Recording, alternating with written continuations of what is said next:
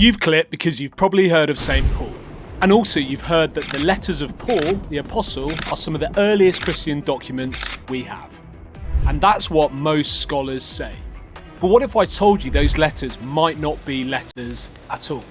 Today I want to show you something most people never stop to question. Not just who wrote the letters of Paul, but whether they were ever meant to be real correspondence in the first place. Because when you place them amongst other writings from the Roman world, they start to look less like personal letters and more like something carefully constructed. And the strangest part, the version of Paul most people imagine may have been created centuries later. Right, let's dig in.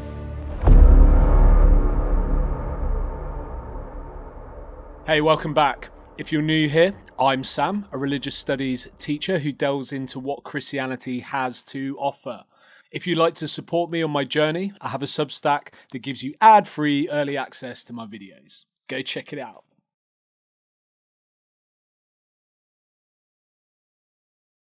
Take a look at the letters attributed to Paul in the New Testament. What do you think? Genuine correspondence? For over a century now, the dominant scholarly position has been that at least 7 of these letters, Romans 1 and 2, Corinthians, Galatians, Philippians, and 1 Thessalonians and Philemon, were genuinely written by Paul himself in the mid-1st century. This view can be traced back to scholars such as F.C. Bauer, who identified these so-called principal letters as the core documentary evidence for reconstructing the earliest phase of Christian history. This position was later reinforced by Albert Deissmann, who argued that these texts were not literary compositions in any formal sense, but rather spontaneous, authentic expressions of a primitive religious movement, real letters written in the midst of lived experience. And in this view, Paul emerges as a charismatic and somewhat impulsive missionary figure, responding to crises in real time, writing quickly and informally to the communities scattered across the Eastern Mediterranean. However, more recently, scholarship has begun to question whether this picture is sustainable.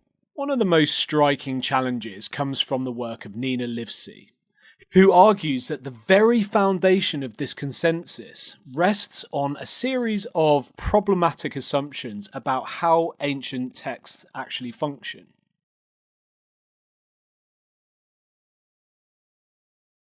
So what exactly is Livesey's argument? At its core, it is that the authenticity of the Pauline letters is not an established historical fact, but rather a relatively modern construct, one that emerged during the Enlightenment, when scholars began attempting to ground Christian origins in documentary evidence. Only in the Enlightenment did the letters begin to be deemed of value and significance when considered in the light of history. What figures like Bauer effectively did was to use the letters themselves to reconstruct a historical Paul, and then use that reconstructed Paul to validate the letters. Livesey thought this was a circular argument. The letters are assumed to be authentic because they fit a historical model. And that historical model is derived from the letters. And Livesey argues that this methodological approach has remained largely unchallenged, even as scholarship has become more critical in other areas. But moreover, she suggests that early scholars fundamentally misunderstood the nature of ancient letter writing. The methods these scholars adopted were variously flawed, rendering historical reconstructions that are unreliable. So rather than recognizing the flexibility and literary sophistication of the epistolary genre, they impose modern expectations and authenticity and immediacy onto texts that may never have intended to function in that way.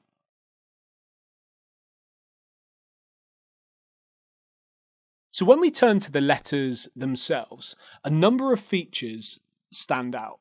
Far from being informal or hurried, they are highly structured. They exhibit complex rhetorical strategies, and they engage in sustained theological argumentation across multiple chapters. This raises an important question.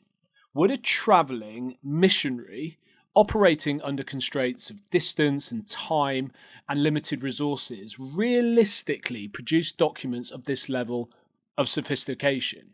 Or are we dealing with texts that were composed in a more controlled literary environment?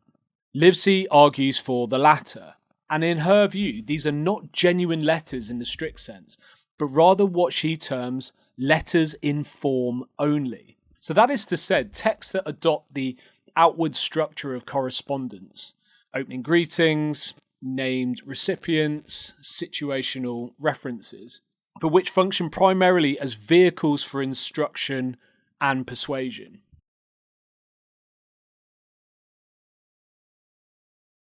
So to understand this argument properly, it is necessary to place the Pauline letters within their broader Greco-Roman literary context. In antiquity, letters were an extremely versatile genre. They were not confined to private communication.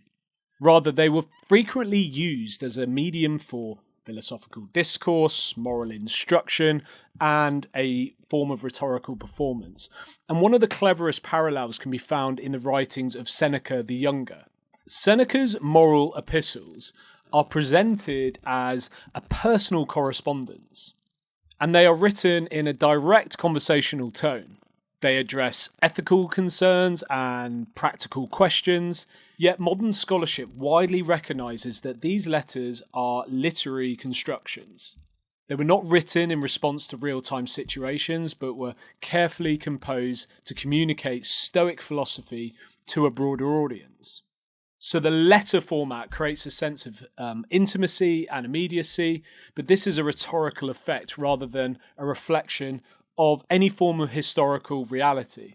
Livesey argues that Pauline letters function in a very similar way. Early Christian writers who witnessed to Pauline letters valued and considered them not for their historicity, but instead for their theological and ethical teachings. They construct a persona, Paul, who speaks with authority to specific communities. They create the impression of dialogue, but in doing so, they invite external readers to overhear the instruction, thereby making the content far more persuasive.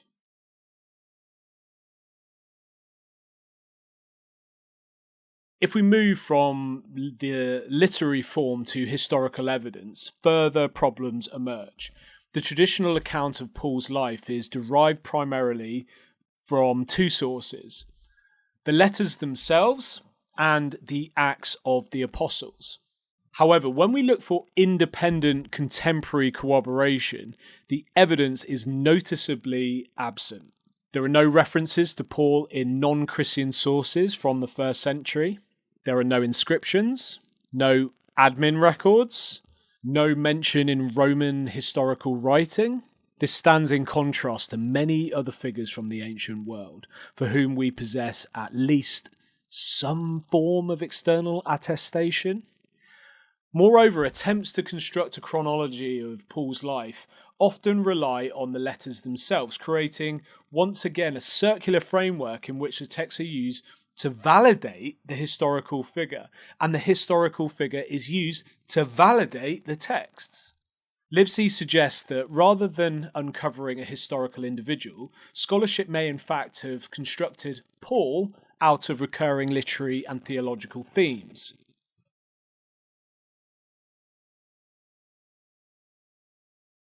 Perhaps the most significant element of Livesey's argument concerns the dating of the letters. Rather than placing them in the mid-1st century, she suggests that they may be better understood within the context of the mid-2nd century. This is based in the part of their thematic content. The Pauline letters repeatedly engage with issues such as the role of the Jewish law, the significance of circumcision, and the relationship between Jewish and non-Jewish believers. However, such debates become particularly acute in the aftermath of the Bar Kokhba revolt between 132 and 135. This conflict had profound consequences for the Jewish identity within the Roman Empire. Roman authorities imposed restrictions on Jewish practices, including circumcision. And also questions of identity, law, and religious belonging became increasingly charged. So within this context, the polemic tone of the Pauline letters begins to make way more sense. Rather than reflecting first century missionary disputes, they may be engaging with second century ideological conflicts.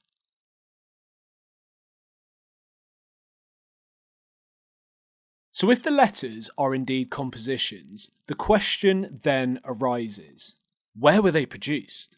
Livesey points to the role of intellectual and rhetorical schools in the Roman world. These were centuries of textual production where students and teachers engaged in the composition of speeches, treatises, and letters as a part of their training. Such environments were well suited to the creation of pseudonymous works, texts written in the name of the recognised authority figure. One possible context is the circle associated with Marcion in Rome during the mid-2nd century. Marcion is known to have assembled one of the earliest collections of Christian texts, including a set of the Pauline letters. Within such a setting, the letters could have been composed, edited, and circulated as a part of the broader effort to define doctrine and establish some form of authority. These inconsistencies in theological developments within the corpus would then reflect not the changing circumstances of a single individual, but the intellectual activity of a whole community over time.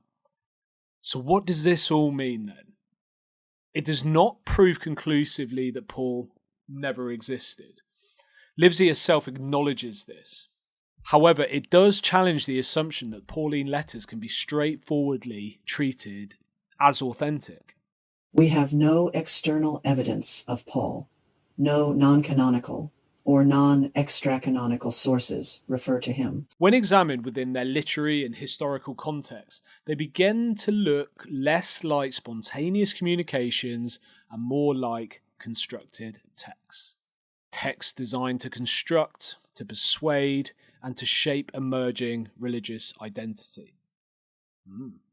Rather than providing direct access to the life of a historical missionary, they may instead reflect the intellectual world of a later period, one in which authority was constructed through the adoption of established voices. It doesn't diminish their importance. If anything, it highlights their significance as foundational documents in the development of early Christian thought. But does it force us to reconsider a fundamental question here? When we read the letters attributed to Paul, are we actually reading the words of a first century individual? Some scholars actually reject Jesus as well as a historical figure. Do you guys buy that? Check out my video series on mythicism right here.